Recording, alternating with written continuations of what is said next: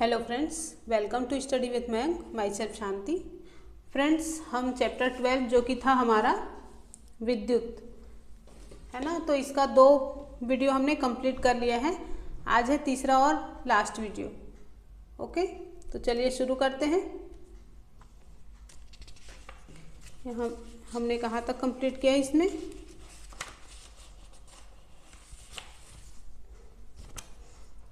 ये 12.6 प्रतिरोधकों के निकाय का प्रतिरोध, यहाँ तक हमने कर लिया। श्रेणी क्रम संयोजन और समांतर क्रम संयोजन ये कंप्लीट कर लिए हैं। आज देखेंगे 12.6 का 1 श्रेणी क्रम में संयोजित प्रतिरोधक।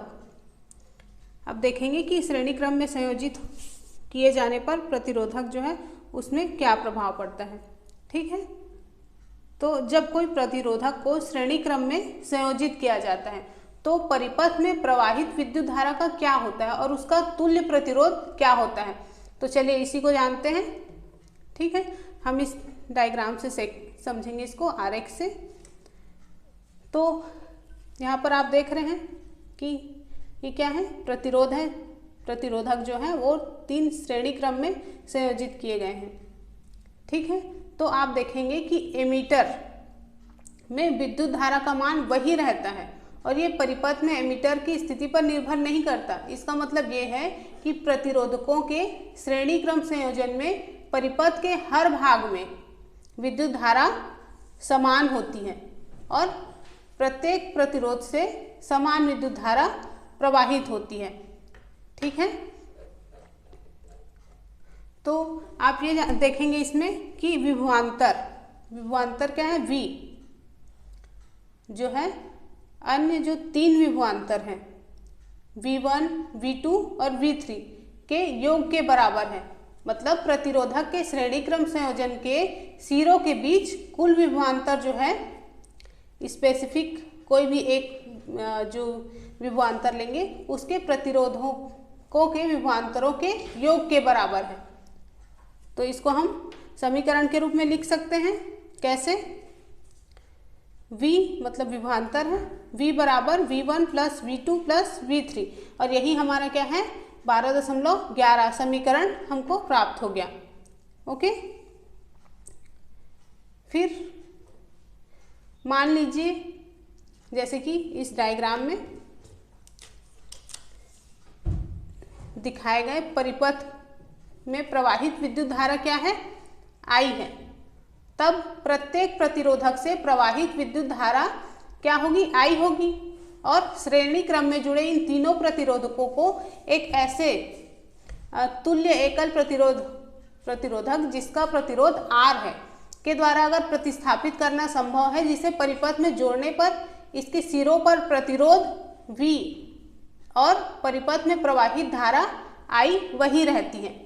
ठीक है, मतलब क्या कहा जा रहा है, किसी एक प्रतिरोधक को प्रतिस्थापित कर देंगे किसी दूसरे के द्वारा। ठीक है, तो सभी परिपथ पर ओम का नियम हम लगाएंगे, तब क्या होगा,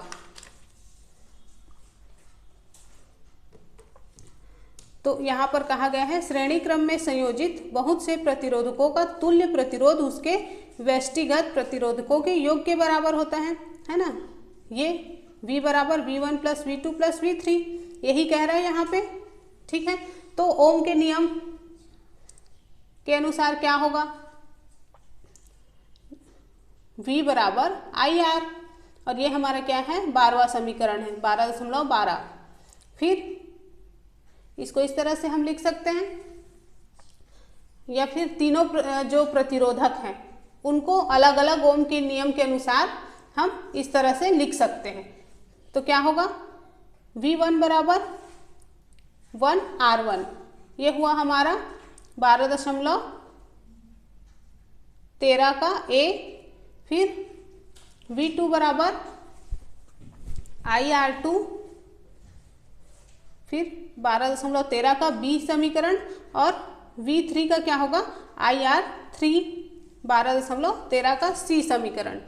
ठीक है, तो फ्रेंड्स समीकरण 11 से 12.11 के अनुसार अगर हम इसको लिखते हैं तो क्या होगा, IR बराबर IR1 plus IR2 plus IR3। ठीक है, तो यहाँ पर IRS लिख लेते हैं, कॉमन है, तो IR1 प्लस यहाँ पर R1 plus R2 plus R3, और ये हमारा 12.14वां समीकरण प्राप्त हो गया हमको।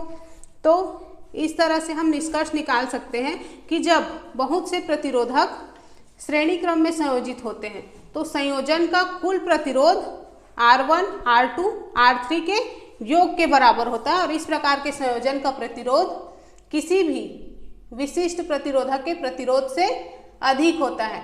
ठीक है, तो चलिए अब एक एग्जाम्पल देखते हैं। ठीक है, दिख रहा है आपको? तो यहाँ पर लिखा है, क्वेश्चन है कि एक विद्युत लैंप जिसका प्रतिरोध 20 है तथा एक 4 ओम प्रतिरोध का चालक 6 वोल्ट की बैटरी से संयोजित है, तो A परिपथ का कुछ प्रतिरोध, B परिपथ में प्रवाहित विद्युत धारा तथा C विद्युत लैंप तथा चालक के सिरों के बीच विभवांतर को परिकलित कीजिए। ठीक है, हमको क्या करना है, परिपथ का प्रतिरोध और प्रवाहित विद्युत धारा और विद्युत लैंप और चालक के सिरों के बीच जो विभवांतर है उसको हमको ज्ञात करना है। ठीक है, तो चलिए आगे बढ़ते हैं।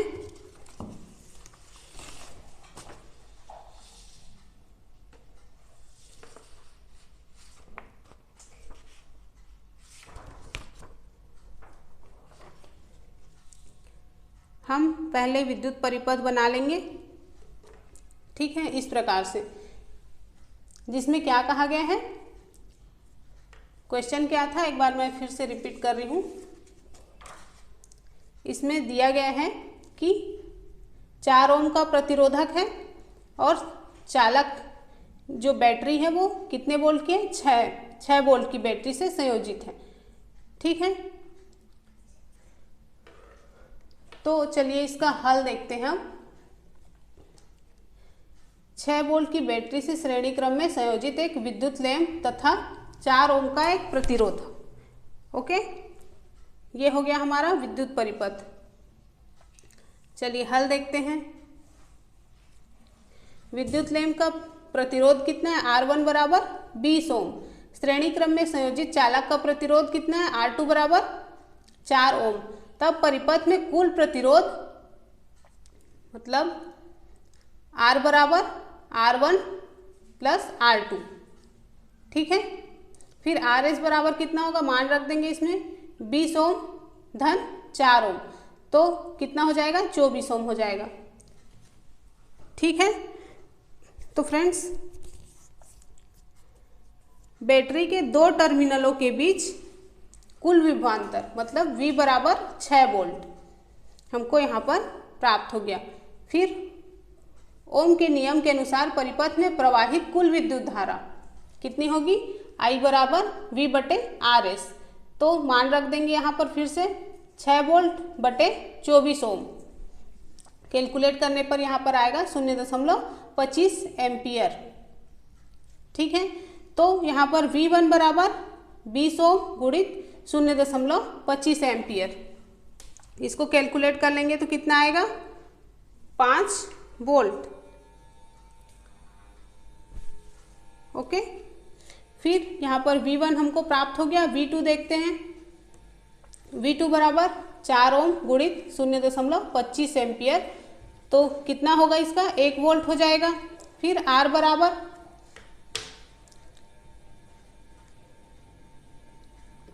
एक मिनट,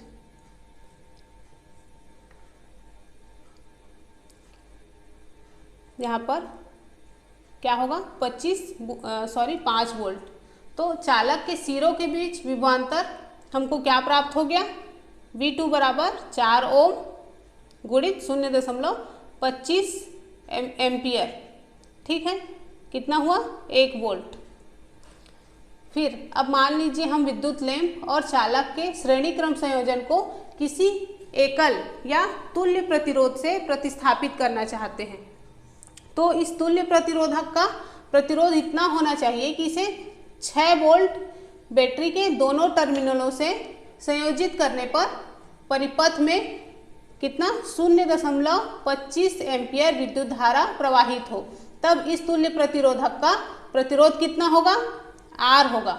ठीक है, तो R बराबर V बटे I। ठीक है, तो यहाँ पर फिर मान रख देंगे, तो 6 वोल्ट बटे 0.25 एम्पियर, तो हल करेंगे तो कितना आएगा 24 ओम। तो ये क्या है, ये श्रेणी क्रम परिपथ का कुल प्रतिरोध है और ये दोनों प्रतिरोधों के योग के बराबर है। ठीक है फ्रेंड्स, चलिए अब आगे बढ़ते हैं। फिर है 12.6 का 2, पार्श्व क्रम में संयोजित प्रतिरोधक। पार्श्व क्रम मतलब समांतर क्रम में संयोजित प्रतिरोधक जो है उसके लिए देखेंगे अब। तो चलिए देखते हैं इस चित्र से, है ना। इसमें पार्श्व क्रम में संयोजित 3 प्रतिरोधक को जोड़ा गया है। ओके, तो इस तरह से अगर हम प्रतिरोधकों को जोड़ते हैं तो, और इसमें क्या है कि कुल विद्युत धारा क्या है, I है, और संयोजन की जो ये जो प्रत्येक शाखा है उसमें प्रवाहित होने वाली अलग अलग धाराओं के योग के बराबर है। ठीक है, तो यहाँ पर हम लिख सकते हैं I बराबर I1 plus I2 plus I3, और ये हमारा एक 12.15 समीकरण मिल गया हमको। फिर मान लीजिए प्रतिरोधकों के जो पार्श्व संयोजन का तुल्य प्रतिरोध Rp है और प्रतिरोधकों के पार्श्व संयोजन पर ओम का नियम हम लागू करेंगे तो हमको क्या प्राप्त होगा, ये प्राप्त होगा, ये वाला समीकरण 12.16 I बराबर V बटे Rp। ठीक है, तो चलिए आगे और देखते हैं। देख रहे हैं आप, ये क्या है, समांतर क्रम में संयोजन।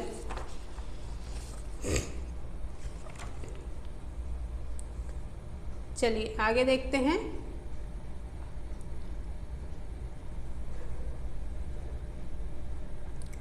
प्रत्येक जो प्रतिरोधक है उस पर ओम का नियम हम लागू करेंगे तो हमको क्या प्राप्त होगा, जो अलग अलग प्रतिरोधक है उसके लिए पहले देखेंगे I1 के लिए V बटे R1, फिर I2 के लिए V बटे R2, फिर I3 बराबर V बटे R3। ठीक है, तो ये हमारा क्या मिल गया, हमको समीकरण 12.17 प्राप्त हो गया। अब समीकरण 12.15 और समीकरण 12.17 से हमको प्राप्त होता है V बटे Rp बराबर V बटे R1 प्लस V बटे R2 प्लस V बटे R3। ठीक है, या फिर इसको इस तरह से भी लिख सकते हैं, 1 बटे Rp बराबर 1 बटे R1 प्लस 1 बटे R2 प्लस 1 बटे R3। तो ये हमारा अगला समीकरण हो गया 12.18। ठीक है, तो इस प्रकार से हम निष्कर्ष निकाल सकते हैं कि पार्श्व क्रम में संयोजित प्रतिरोधों के समूह के तुल्य प्रतिरोध का व्युत्क्रम पृथक प्रतिरोधों के व्युत्क्रम के योग के बराबर होता है। ठीक है, व्युत्क्रम मतलब क्या होता है, बटे को ही व्युत्क्रम बोला जाता है। ठीक है, और जो प्रोपोर्शनल का चिन्ह होता है ये वाला, उसको क्या कहा जाता है, समानुपाती बोला जाता है। ठीक है, चलिए अब आगे एग्जाम्पल देखेंगे। तो एग्जाम्पल में दिया गया है कि मान लीजिए प्रतिरोधकों R1, R2 तथा R3 के मान क्रमशः 5 ओम, 10 ओम, 30 ओम है तथा उन्हें 12 वोल्ट की बैटरी से संयोजित किया गया है। तो A क्या है, प्रत्येक प्रतिरोधक से प्रवाहित विद्युत धारा, और B है परिपथ में प्रवाहित कुल विद्युत धारा, तथा C क्या है, परिपथ का कुल प्रतिरोध परिकलित कीजिए। ठीक है, चैप्टर काफ़ी लंबा है इसलिए थोड़ा जल्दी हम करेंगे। तो चलिए हल देखते हैं। तो R1 बराबर क्या है, 5 ओम, R2 बराबर 10 ओम तथा R3 बराबर 30 ओम। तो बैटरी के सिरों पर विभवांतर V बराबर 12 वोल्ट है। तो R1 से प्रवाहित विद्युत धारा I1 बराबर कितना होगा, V बटे R1। ओके फ्रेंड्स, प्रत्येक जो प्रतिरोधक के सिरों पर विभवांतर इतना ही है, इसलिए प्रतिरोधकों से प्रवाहित विद्युत धारा का परिकलन करने के लिए हम ओम के नियम का उपयोग करते हैं। ठीक है, अब जहाँ पर भी ये सूत्र आपको दिखे, आपको जान लेना है कि ओम का नियम यहाँ पर लागू हो रहा है। ठीक है, तो I1 बराबर V बटे R1। ओके, तो I1 बराबर हम मान रख देंगे 12 वोल्ट बटे 5 ओम। ठीक, तो क्या होगा, कैलकुलेट करने पर 2.4 एम्पियर प्राप्त हो गया हमको। फिर चलिए आगे देखते हैं, R2 से प्रवाहित विद्युत धारा I2 बराबर V बटे R2। ओके, तो I2 बराबर क्या है, क्या लिख सकते हैं यहाँ पर, 12 वोल्ट बटे 10 ओम। फिर इसको कैलकुलेट करेंगे तो 1.2 एम्पियर हमको प्राप्त होगा। फिर तीसरा क्या है, R3 से प्रवाहित विद्युत धारा, ये R1 R2 R3 क्या है पता है ना आपको, प्रतिरोधक है। ठीक है, तो इससे प्रवाहित विद्युत धारा I3 बराबर V बटे R3। तो I3 बराबर 12 वोल्ट बटे 30 ओम। इसको कैलकुलेट करेंगे तो 0.4 एम्पियर हमको प्राप्त होगा।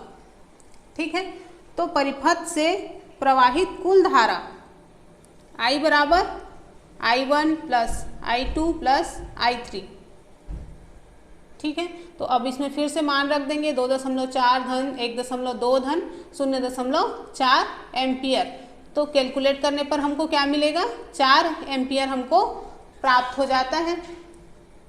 ओके, फिर आगे देखते हैं। अब समीकरण 12.18 के अनुसार, मतलब 12.18 से जो कुल प्रतिरोध Rp का मान इसी प्रकार हमको प्राप्त हो जाता है। ठीक है, तो यहाँ पर हम लिख सकते हैं 1 बटे Rp बराबर 1/5 प्लस 1/10 प्लस 1/30। इसको कैलकुलेट करेंगे तो हमको मिलेगा 1/3। ठीक है, तो इस प्रकार यहाँ पर हमको Rp बराबर कितना प्राप्त हुआ, 3 ओम प्राप्त हुआ। ओके फ्रेंड्स, चलिए नेक्स्ट एग्जाम्पल देखते हैं।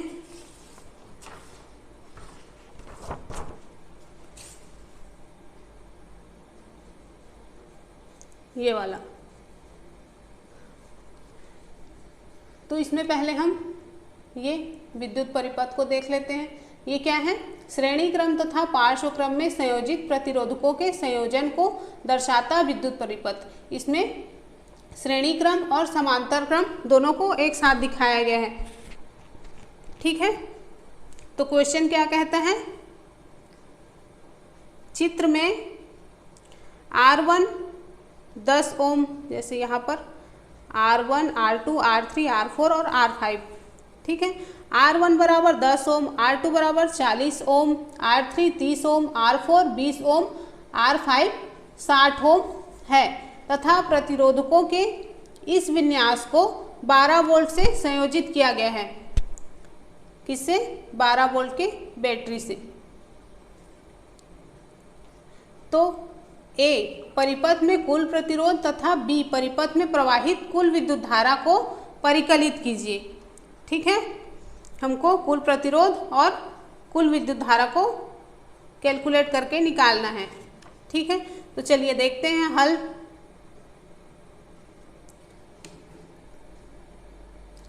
तो फ्रेंड्स,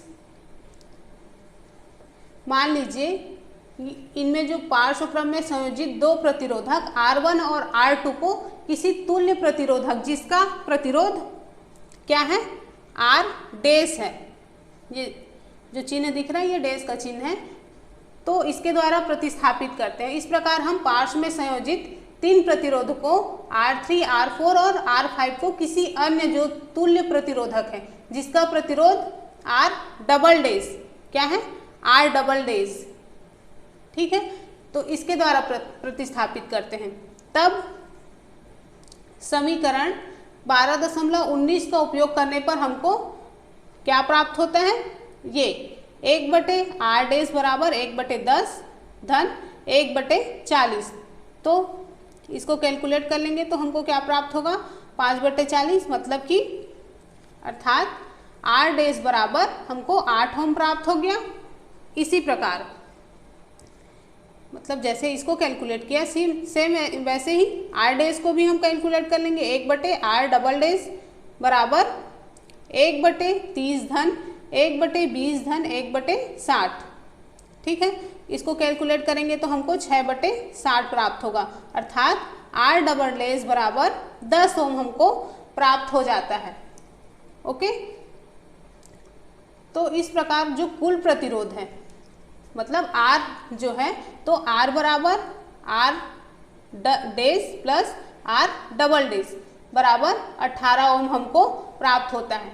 ठीक है, तो विद्युत धारा का मान परिकलित करने के लिए ओम का नियम उपयोग करने पर हमको क्या प्राप्त होगा, ये प्राप्त होगा I बराबर V/R बराबर 12 वोल्ट बटे 18 ओम।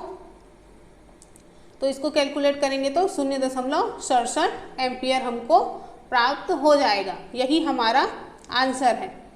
ठीक है, तो चलिए आगे बढ़ते हैं फिर से। 12.7 विद्युत धारा का तापीय प्रभाव। फ्रेंड्स, हमने देखा है कि किसी श्रेणी क्रम में विद्युत परिपथ में शुरू से अंत तक विद्युत धारा जो है एक समान रहती है। ठीक है, इस प्रकार हम स्पष्ट रूप से ये व्यवहारिक मतलब ये जो है व्यवहारिक नहीं है कि हम किसी विद्युत परिपथ में विद्युत बल्ब और विद्युत हीटर को श्रेणी क्रम में संयोजित करें। इसका कारण ये है कि इन्हें उचित प्रकार से कार्य करने के लिए अधिक और अलग अलग मानों के विद्युत धाराओं की आवश्यकता होती है।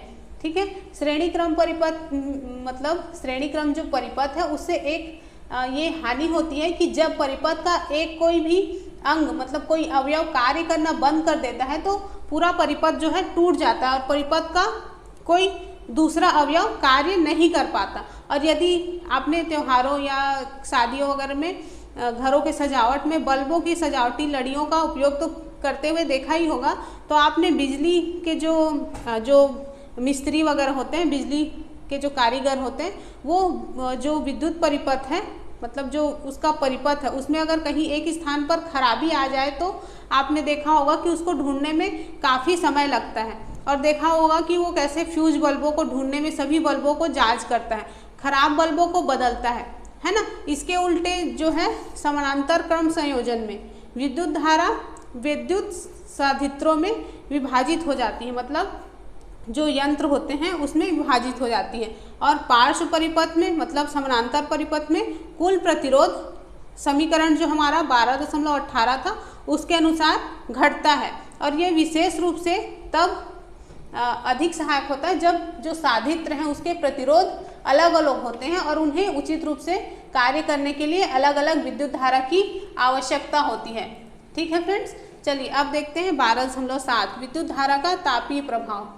तो फ्रेंड्स, हम जानते हैं कि बैटरी और सेल जो है विद्युत ऊर्जा के स्रोत है ना। सेल के भीतर होने वाली रासायनिक अभिक्रिया सेल के दो टर्मिनलों के बीच विभवांतर उत्पन्न करती है, जो बैटरी से संयोजित किसी प्रतिरोधक या प्रतिरोधकों के किसी निकाय में विद्युत धारा प्रवाहित करने के लिए इन इलेक्ट्रॉनों में गति जो है वो स्थापित कराता है ना।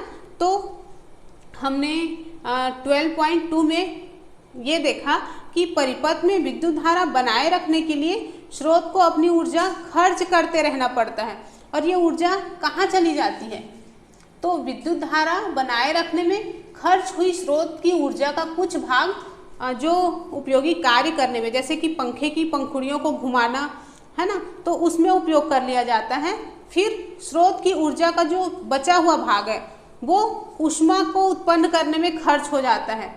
ठीक है, जो साधित्र के ताप में वृद्धि करता है, मतलब जैसे कुछ यंत्र होते हैं, जैसे पंखा ही है, वो लगातार अगर चलता रहता है ना, तो आपने देखा होगा कि और भी बहुत सारे एग्जाम्पल हैं हमारे डेली लाइफ में।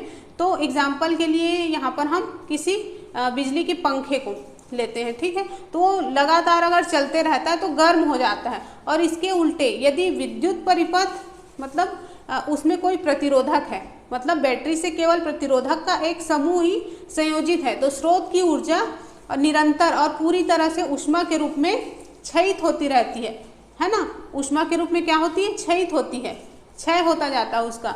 तो इसे विद्युत धारा का क्या कहते हैं? तापीय प्रभाव कहते हैं। क्या कहते हैं? विद्युत धारा का तापीय प्रभाव। ओके, तो इस प्रभाव का उपयोग विद्युत हीटर, विद्युत इस्त्री और बहुत सारी युक्तियों में इसका यूज किया जाता है।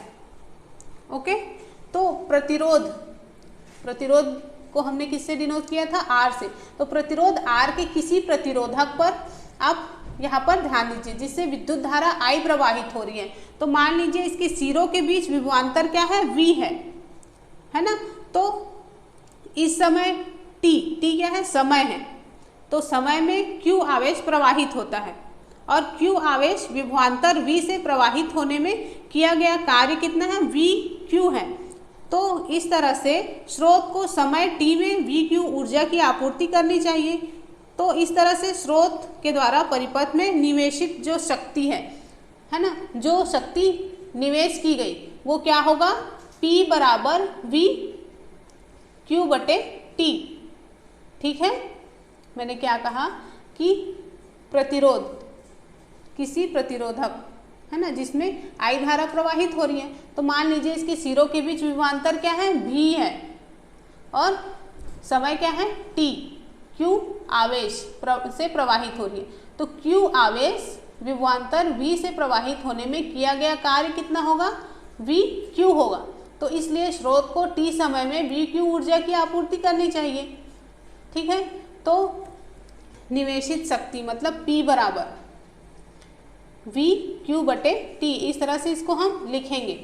और आगे क्या इसको लिख सकते हैं? VI भी लिख सकते हैं। तो यहाँ पर हमारा एक समीकरण प्राप्त हो गया 12.19। ठीक है, मतलब कहने का मतलब ये है कि समय T में स्रोत के द्वारा परिपथ को प्रदान की गई ऊर्जा P गुणित T है। क्या है? P गुणित T है, जो VIT के बराबर है। किसके बराबर है? VI और T के बराबर है। ठीक है, तो स्रोत के द्वारा खर्च की जाने वाली ऊर्जा का क्या होता है? और ये ऊर्जा ऊष्मा के रूप में प्रतिरोधक में क्षयित हो जाती है। ठीक है, तो इस प्रकार किसी स्थायी विद्युत धारा I के द्वारा समय T में उत्पन्न ऊष्मा की मात्रा को हम इस तरह से लिख सकते हैं। ये क्या है? H क्या है? ऊष्मा की मात्रा, हीट। तो H बराबर VIT हम लिख सकते हैं और यही हमारा 12.20वां समीकरण जो है हमको प्राप्त हो जाता है। ठीक है, फिर ओम का नियम लागू करेंगे समीकरण 12.5 से। तो हमको क्या प्राप्त होगा? H बराबर I का वर्ग RT, और ये हमारा अगला समीकरण है 12.21। ठीक है, तो फ्रेंड्स इसी को जूल का तापन नियम कहते हैं। ओके, तो इससे, इस नियम से ये स्पष्ट है कि किसी प्रतिरोधक में उत्पन्न होने वाली ऊष्मा का क्या होता है। तो पहला है कि दिए गए प्रतिरोधक में प्रवाहित होने वाली विद्युत धारा के वर्ग के क्या है? अनुक्रमानुपाती है। ओके, फिर दूसरा है दी गई विद्युत धारा के लिए प्रतिरोध के अनुक्रमानुपाती है और उस समय के अनुक्रमानुपाती होती है जिसके लिए क्या है? दिए गए प्रतिरोध से विद्युत धारा प्रवाहित होती है। ओके फ्रेंड्स, तो इस तरह से जो परिस्थितियां, व्यवहारिक परिस्थितियों में जब एक वैद्युत संधारित्र को किसी ज्ञात वोल्टता स्रोत से संयोजित करते हैं तो इससे एक संबंध प्राप्त होता है I बराबर V बटे R के द्वारा। इसको संधारित्र से प्रवाहित विद्युत धारा को परिकलित करने के बाद हमको समीकरण 12.21 का, ये वाला समीकरण का उपयोग करना चाहिए। ठीक है, तो चलिए देखते हैं हम एग्जाम्पल से। यहाँ पर दिया गया है कि किसी विद्युत इस्त्री में अधिकतम तापन दर के लिए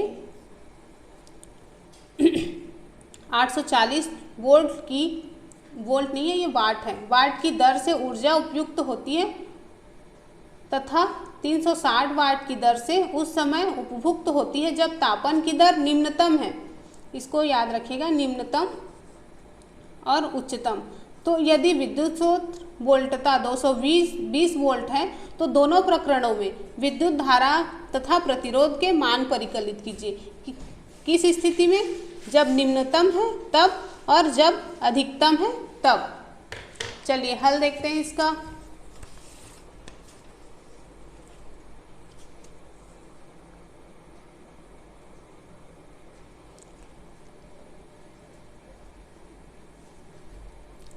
तो समीकरण 12.19 से देखते हैं हल करके। P बराबर वी आई, ठीक है, मतलब हम जानते हैं कि निवेशी शक्ति क्या है, P बराबर वी आई है। तो इस प्रकार विद्युत धारा I बराबर P बटे V लिख सकते हैं इसको। तो A पहली स्थिति है जब तापन की दर अधिकतम है तब क्या होता है, तो I बराबर 840 वाट बटे 220 वोल्ट। तो इसको हम हल करेंगे तो कितना आएगा, 3.82 एम्पियर, 3.82 एम्पियर बोल सकते हैं इसको, ठीक है, ये प्राप्त हुआ। तथा विद्युत इस्त्री का प्रतिरोध, मतलब उसका प्रतिरोध कितना होगा, R बराबर V बटे 1, तो बराबर मान रख देंगे 220 वोल्ट बटे 3.82 एम्पियर। तो हल करेंगे इसको तो क्या होगा, कैलकुलेट करेंगे तो 57.60 ओम। प्रतिरोध कितना प्राप्त हुआ, 57.60 ओम। फिर दूसरी कंडीशन, जब तापन की दर निम्नतम है, जब विद्युत इस्त्री ठंडा है तब। यहाँ पर है उच्च मतलब दर जब अधिकतम है तापन की दर, यहाँ पर निम्नतम है तब। तो क्या हुआ, जब तापन की दर निम्नतम है तब I बराबर 360 वाट बटे 220 वोल्ट। तो कैलकुलेट करने पर 1.64 एम्पियर हमको प्राप्त होता है। फिर विद्युत इस्त्री का प्रतिरोध फिर से यहाँ पर ज्ञात करेंगे, R बराबर V बटे I, तो 220 वोल्ट बटे 1.64 एम्पियर। तो कैलकुलेट करेंगे तो कितना आएगा, 134.15 ओम हमको प्राप्त हो जाता है, ठीक है।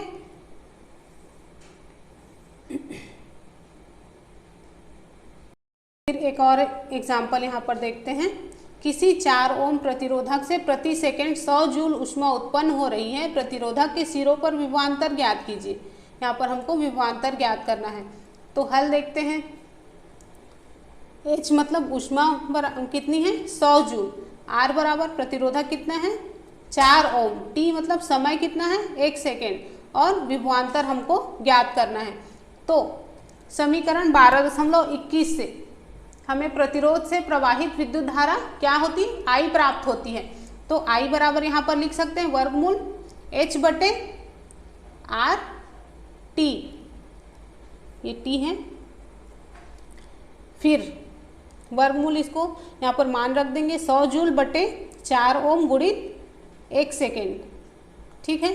तो कैलकुलेट करने पर हमको 5 एम्पियर प्राप्त होगा। फिर समीकरण 12.5 सॉरी 12.5 से प्रतिरोधक के सिरों पर विभवांतर V प्राप्त होता है। तो V बराबर IR, फिर मान रख देंगे 5 एम्पियर गुणित 4 ओम।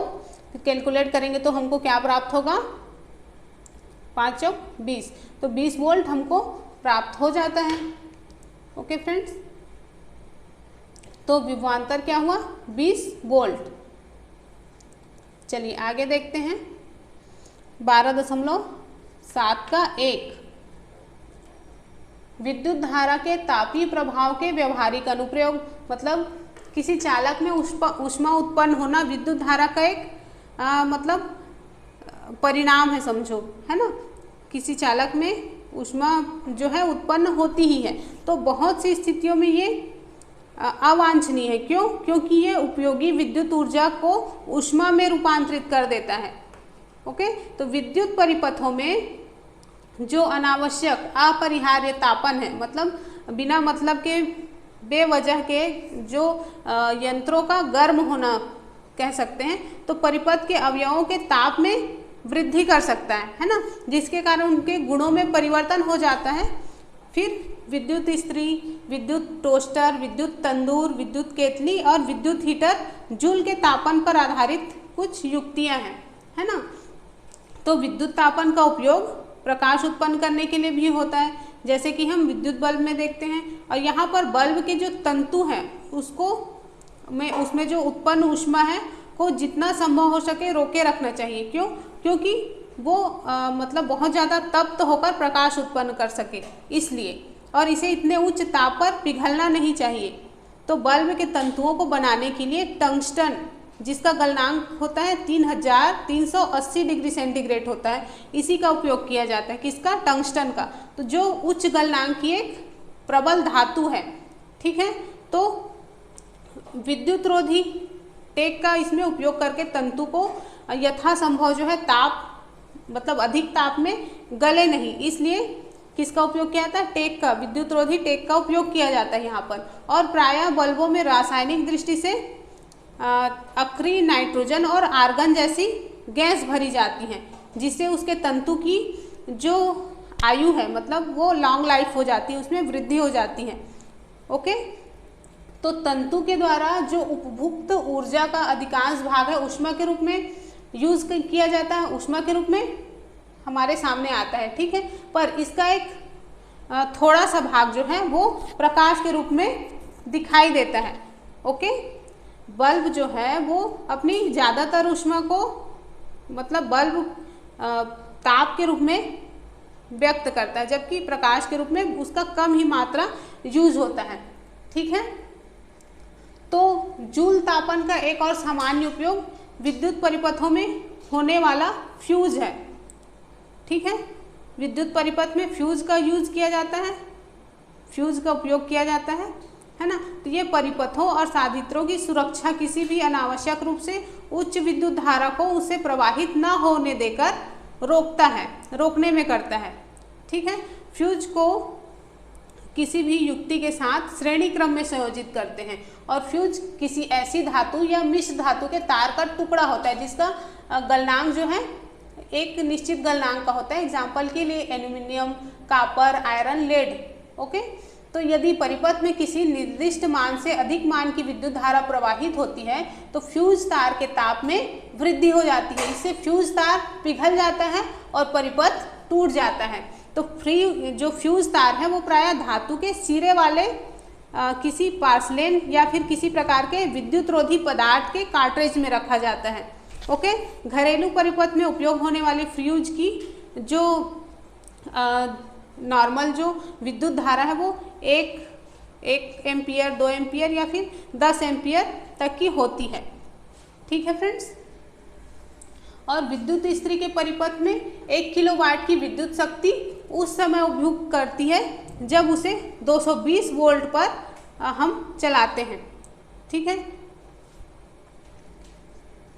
चलिए अब आगे देखते हैं 12.8 विद्युत शक्ति। आपने पिछले क्लासेस में पढ़ा है कि कार्य करने की दर को शक्ति कहते हैं, तो ऊर्जा के उपभुक्त होने की दर को भी शक्ति कहते हैं। उपभुक्त मतलब यूज होने की दर को, ठीक है। तो समीकरण 12.21 में हमें किसी विद्युत परिपथ में उपभुक्त या क्षयित विद्युत ऊर्जा की दर प्राप्त होती है और इसे विद्युत शक्ति भी कहते हैं, है ना। शक्ति P को इस प्रकार से हम व्यक्त कर सकते हैं, P बराबर VI, ठीक, या फिर P बराबर I का वर्ग, R बराबर V का वर्ग बटे R, इस तरह से लिख सकते हैं। और यही हमारा अगला समीकरण है 12.22। ओके फ्रेंड्स, विद्युत शक्ति का SI मात्रक वाट है ना, इसको W से डिनोट करते हैं। और मतलब डेली लाइफ में या फिर वास्तविक व्यवहार में हम इसके काफ़ी बड़े मात्रक किलोवाट का उपयोग करते हैं। और 1 किलोवाट 1000 वाट के बराबर होता है। और क्योंकि पीछे पलट लेती हूँ, यहाँ से समझते हैं।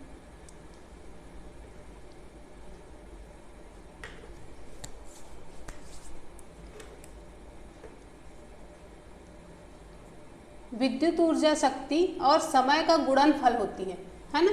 तो इसलिए विद्युत ऊर्जा का मात्रक वाट घंटा है, ठीक है। तो जब 1 वाट शक्ति का उपयोग 1 घंटे तक होता है तो उपभुक्त ऊर्जा 1 वाट घंटा होती है। ओके, विद्युत ऊर्जा का जो व्यापारिक मात्रक है किलोवाट घंटा, kWh जिसको कहते हैं, जिसे सामान्य बोलचाल में यूनिट कहते हैं। ओके, इसी को यूनिट कहा जाता है। तो 1 किलो मतलब 1 W मतलब 1 वोल्ट, सॉरी, गुणित 1 एम्पियर बराबर 1 वोल्ट एम्पियर। और ये हमारा एक अगला समीकरण है 12.23। ठीक है, तो 1 किलोवाट बराबर 1000 वाट गुणित 3600 सेकेंड। फिर इसको हम लिख सकते हैं 3.6 गुणित 10 का घात जूल लिख सकते हैं। ठीक है फ्रेंड्स, चलिए अब एग्जाम्पल देख लेते हैं इसका। फ्रेंड्स, बहुत से लोग सोचते हैं कि किसी विद्युत परिपथ में इलेक्ट्रॉन जो है वो यूज़ होती है, लेकिन ये गलत है। हम किसी विद्युत कंपनी या विद्युत बोर्ड से विद्युत बल्ब, विद्युत पंखे और इंजन के जैसे जो विद्युत साधित्र हैं, है ना, जो यंत्र हैं, उसको मतलब इलेक्ट्रॉनों को गति देने के लिए जो ऊर्जा हमको, विद्युत ऊर्जा जो प्रदान की जाती है, हम उसी के लिए भुगतान करते हैं। ठीक है, यहाँ पर इलेक्ट्रॉन जो है वो यूज़ नहीं होता, उसके द्वारा जो ऊर्जा हमको दी जाती है उसका यूज़ करते हैं हम। ओके, चलिए एग्जाम्पल देखते हैं। कोई विद्युत बल्ब 220 वोल्ट के जनित्र से संयोजित है। यदि बल्ब से 0.50 एम्पियर विद्युत धारा प्रवाहित होती है तो बल्ब की शक्ति क्या है? तो चलिए हल देखते हैं। P मतलब शक्ति बराबर VI, फिर यहाँ पर मान रख देंगे 220 वोल्ट गुणित 0.50 एम्पियर। फिर इसको कैलकुलेट कर लेंगे तो 110 जूल प्रति सेकेंड हमको प्राप्त होता है। ठीक है फ्रेंड्स, तो इसको हम इस तरह से भी लिख सकते हैं, 110 वाट भी लिख सकते हैं। ओके, फिर नेक्स्ट एग्जांपल है 400 वाट अनुमत का कोई विद्युत रेफ्रिजरेटर 8 घंटे प्रतिदिन चलाया जाता है। 3 रुपये प्रति किलोवाट की दर से इसे 30 दिन तक चलाने के लिए ऊर्जा का मूल्य क्या है? यहाँ पर ऊर्जा का मूल्य मतलब कितने पैसे कितने लगेंगे, कितनी ऊर्जा खर्च करने पर, इसको हम कैलकुलेट करेंगे। तो 30 दिन में रेफ्रिजरेटर के द्वारा उपयुक्त कुल ऊर्जा कितनी है? 400 वाट गुणित 8 घंटे प्रतिदिन गुणित 30 दिन। इसको हम 30 दिन के लिए निकाल रहे हैं तो 96,000 वाट। तो इसको हम क्या लिख सकते हैं? 96,000 किलोवाट लिख सकते हैं। फिर इस प्रकार हमको 30 दिन के लिए रेफ्रिजरेटर को चलाने में जो उपभुक्त कुल ऊर्जा का मूल्य है वो कितना होगा? 96 किलोवाट गुणित 3 किलोवाट रुपए। तो इसको हम कैलकुलेट करेंगे, गुणा करेंगे यहाँ पर, तो 288 रुपये हमको हमारा जो दर है, ऊर्जा का मूल्य है, वो हमको यहाँ पर 288 रुपये प्राप्त होंगे। ठीक है फ्रेंड्स, तो यहाँ पर ये चैप्टर फिनिश हो गया, ख़त्म हो गया। ओके, कल से हम नया चैप्टर शुरू करेंगे। ओके फ्रेंड्स, वीडियो अगर पसंद आता है तो प्लीज़ लाइक, शेयर और कमेंट किया कीजिए और दूसरे लोगों तक भी शेयर कीजिए, दूसरे लोगों तक पहुँचाइए ताकि उनको भी फ़ायदा हो सके। ओके फ्रेंड्स, तो मिलते हैं नेक्स्ट वीडियो में। Bye bye.